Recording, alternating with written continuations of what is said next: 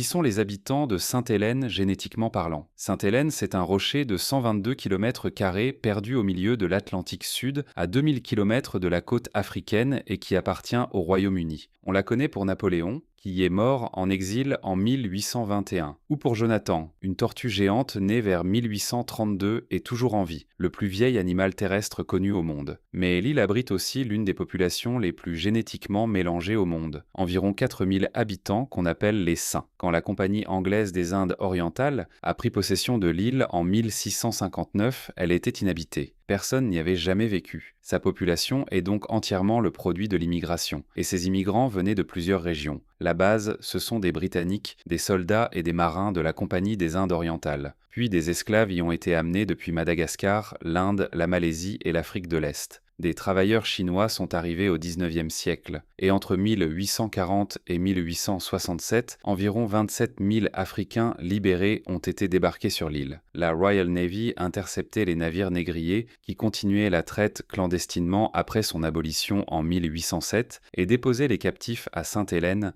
Certains quittaient l'île et d'autres restaient sur place. En 2023, une étude publiée dans l'American Journal of Human Genetics a séquencé l'ADN de 20 de ces Africains libérés enterrés dans la Rupert's Valley. Les résultats ont montré qu'ils venaient principalement du nord de l'Angola et du Gabon, exactement les régions les plus touchées par la traite dans sa phase finale. Sur 20 individus, 17 étaient des hommes, ce qui correspond aux données historiques sur la surreprésentation masculine dans la traite transatlantique tardive. Les Saints d'aujourd'hui portent la trace de tout ça. Le profil moyen est un mélange d'ascendance européenne, africaine, sud-asiatique et est-asiatique, mais les proportions varient énormément d'un individu à l'autre. Certains saints sont principalement européens, d'autres principalement africains, d'autres portent une forte composante asiatique. Fait intéressant, les 27 000 Africains libérés n'ont peut-être pas autant contribué au pool génétique actuel qu'on le penserait, car beaucoup ont quitté l'île ou sont morts sans descendants sur place. Au final, Sainte-Hélène était une île inhabitée il y a 400 ans, peuplée par des vagues successives venues de 4 continents. Aujourd'hui, les quelques 4000 saints forment une population très majoritairement métisse. L'ascendance principale est africaine, surtout d'Afrique de l'Est, puis européenne,